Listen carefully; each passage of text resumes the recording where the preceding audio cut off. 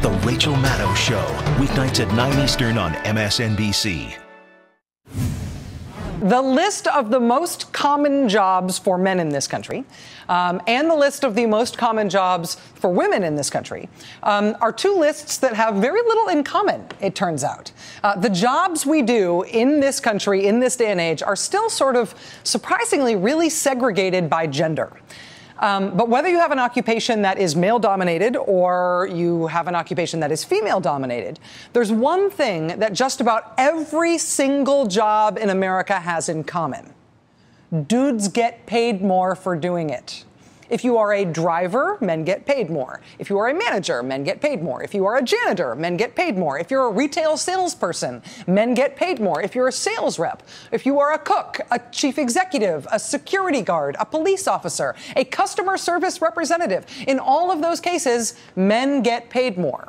In 19 of the 20 jobs that are the most common occupations for men in this country, women lag behind what men get paid for doing that same work. It's also true in the most common jobs that women have in this country. If you are a secretary, men get paid more. If you are a teacher, men get paid more. If you're a nurse, men get paid more. If you're a cashier, men get paid more. If you're a receptionist, a financial manager, if you wait tables, men get paid more. Again, in 19 of the 20 jobs that are the most common occupations for women in this country, women lag behind what men get paid for the same work.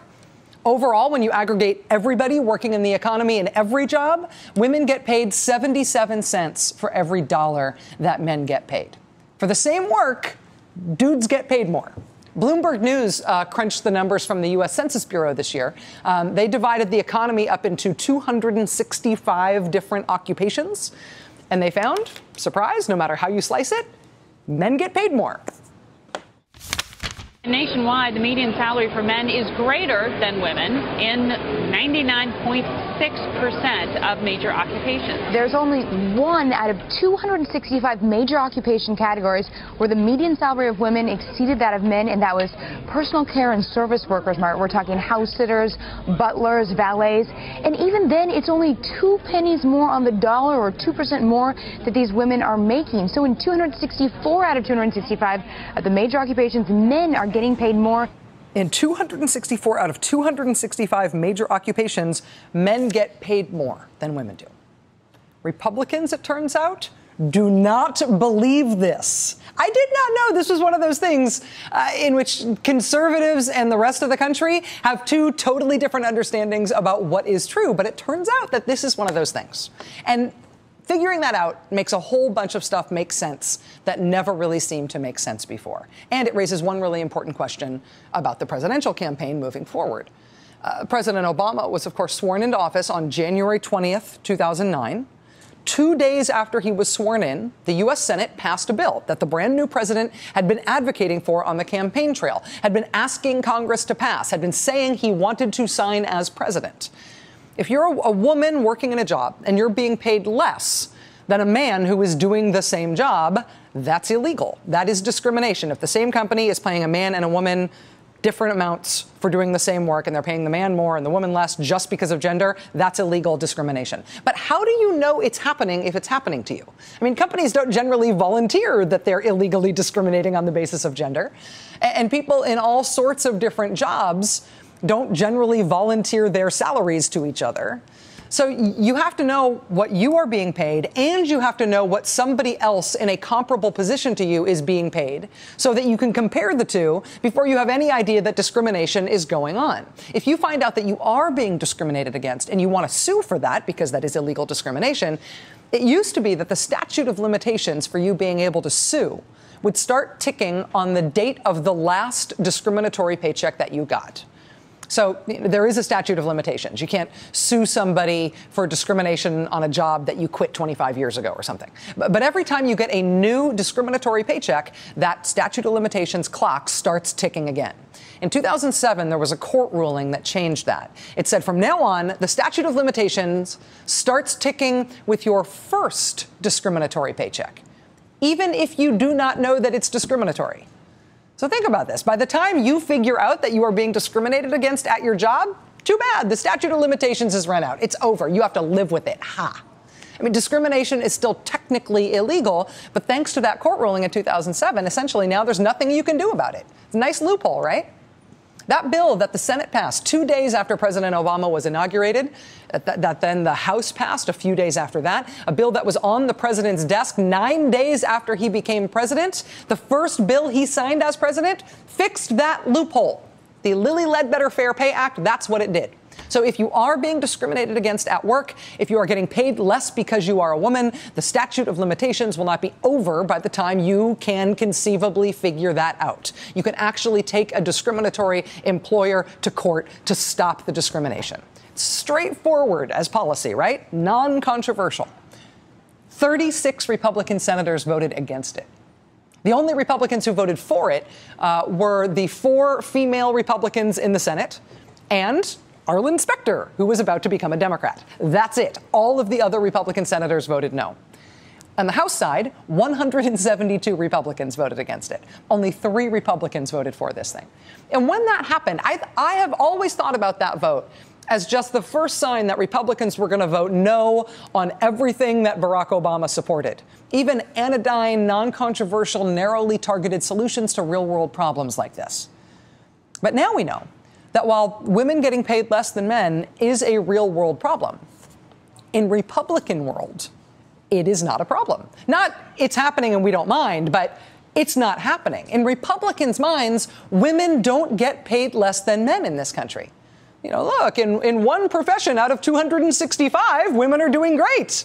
Butlers, turns out. It's awesome. The other 264 occupations, those are obviously just statistical aberrations. I honestly thought this was one of those issues where Republicans and Democrats might, disagree about how to solve the problem, or where Republicans might think it's more important to oppose the president than to try to solve the problem. Before yesterday morning, I did not know that Republicans literally do not believe this problem exists. How, Rachel, should this conversation actually be framed? I've made the comment when I've done this topic before. In a lot of ways, men bringing up this question, it's almost a condescending question. Well, what is it that women want? Right. So what is the right way to be framing this conversation in this debate, which is a very serious debate because we're talking about the real deciders in the race? Policy. It should be about policy. And all of our best debates are always about policy. And it should be about policy that affects women specifically. The Romney campaign wants to talk about women and the economy. The women in this country still make 77 cents on the dollar for what men make. So if women don't make less than men? Actually, if you start looking at the numbers, Rachel, there are lots of reasons for that. Wait. No. Well, don't tell me the reasons are. Do women make less than men for doing the same work? No, because... Wow.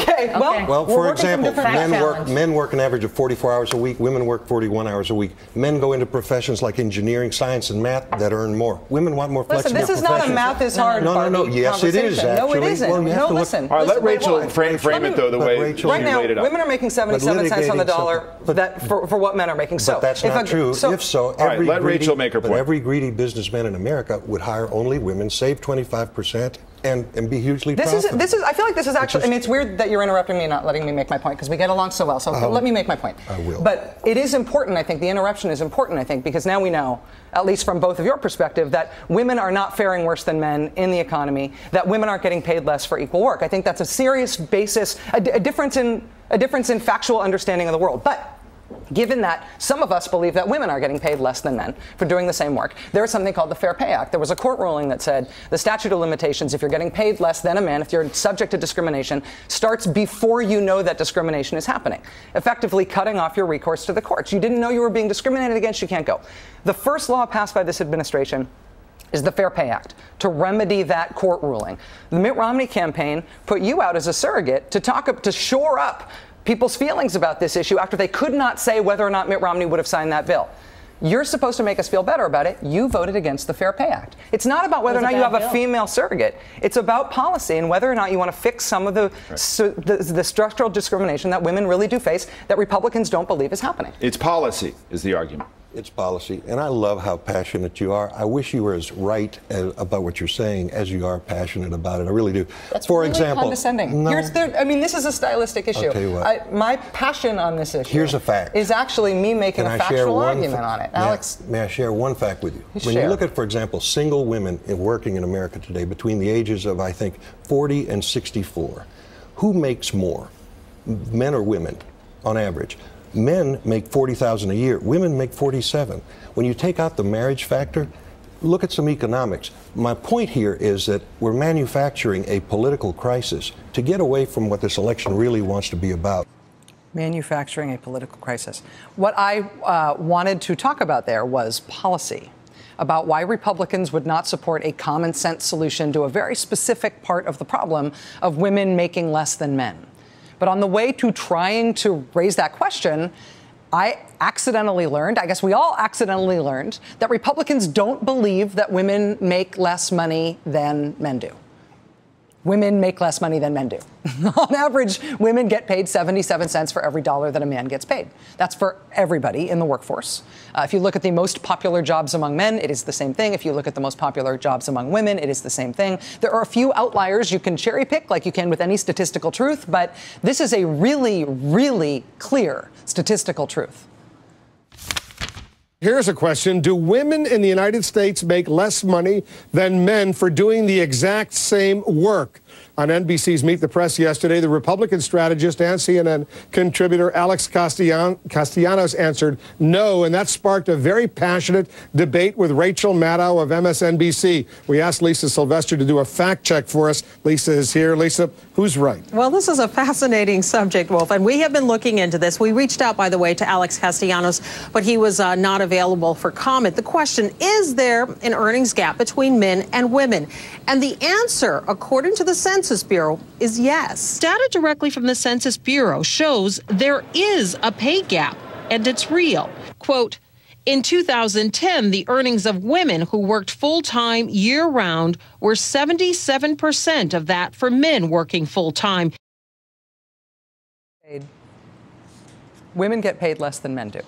77 cents on the dollar on average. That's true. Democrats know that's true. It is the accepted truth by anybody who's looking at the facts of the matter. Republicans do not know that's true. This seems important. I finally see this now. And it's important both in terms of the facts, but also in terms of the politics. I think this is why this debate has been so, talking past each other, so incoherent and dissatisfying. Republicans think that you solve the war on women perception problem by having your presidential candidate be seen with women. Right? That's Mr. Romney on the campaign trail today with Republican Senator Kelly Ayotte. She won Judd Gregg's Senate seat after he retired from the Senate. 2 days after President Obama was inaugurated, Judd Gregg was one of those Republicans who voted no on the Fair Pay Act. Because there is no fair pay problem, right? When they got in trouble on this issue earlier, they put out Kathy McMorris Rodgers as Mr. Romney's female surrogate to shore up the way people felt about this issue. She voted no on the Fair Pay Act. Mr. Romney himself will not say whether he would have signed the Fair Pay Act that President Obama signed. Republican Governor Scott Walker of Wisconsin, who Mitt Romney has been praising as a hero, he just repealed the state-level version in Wisconsin of the Fair Pay Act. If you recognize that there is a problem with women getting paid less than men, a political party opposing or at least refusing to support policy to fix that problem seems like hostility towards women's interests. But if you don't recognize that there's a problem with women getting paid less than men, then policy debates about how to fix something that's not really a problem just don't seem that important to you.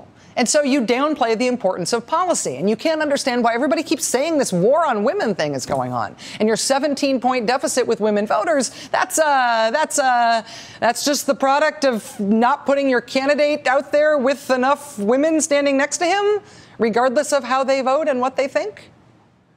And that brings us to what's going to be a central bet in the campaign, a central question. Does the country live in Republican world where women getting paid less than men somehow isn't a problem, where policy on issues like this don't matter because it turns out women are doing great? While Mitt Romney was on the campaign trail with a female senator, Kelly Ayotte, today, on the campaign trail for President Obama in New Hampshire, in the same state, was Lilly Ledbetter, after whom the Fair Pay Act was named.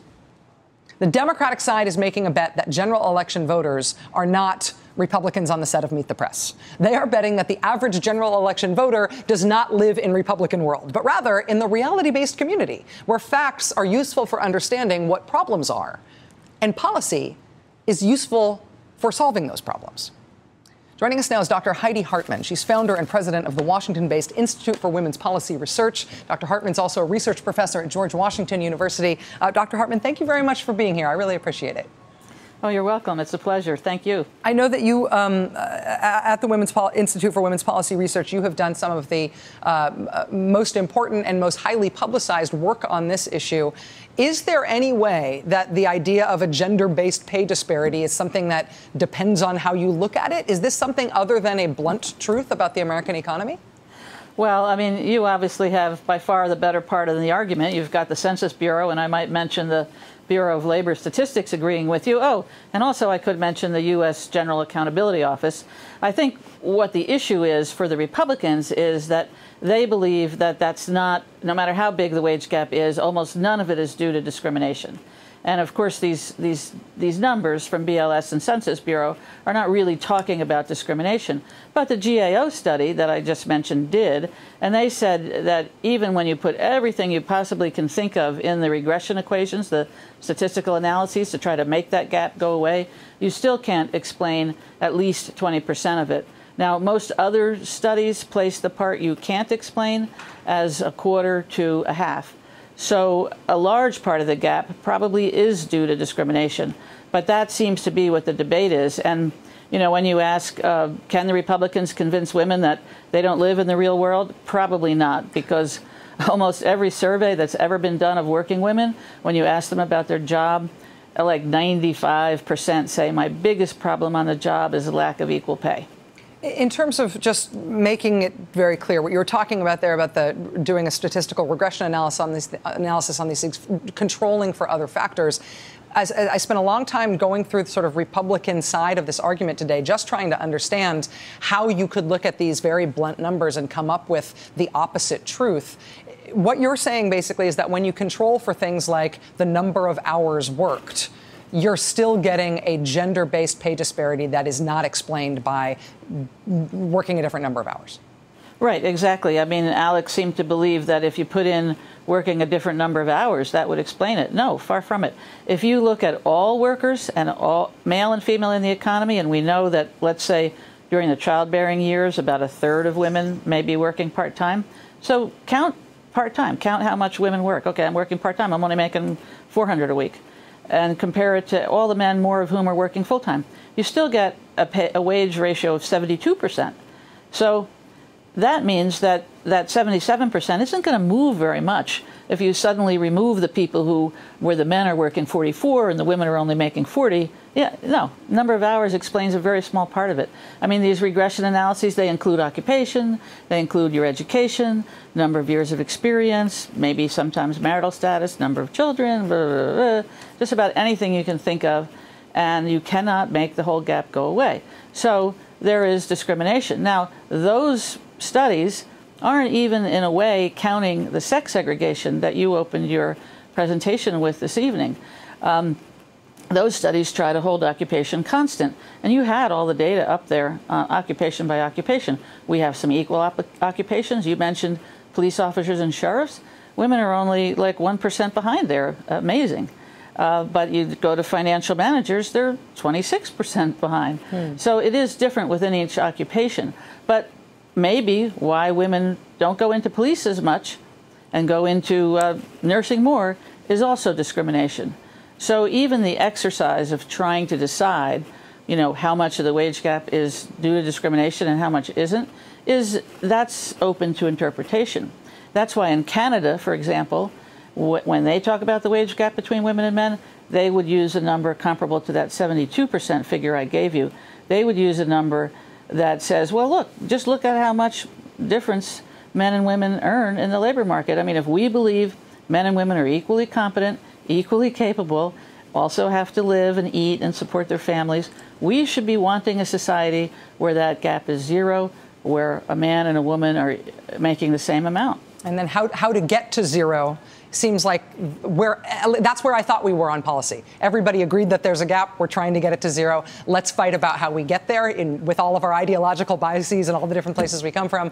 Instead, to be denying that the gap is there has blown my mind. Dr. Heidi Hartman, founder and president of the Institute for Women's Policy Research, thank you very much for joining us and helping us understand this. I really appreciate it. You're welcome. All right.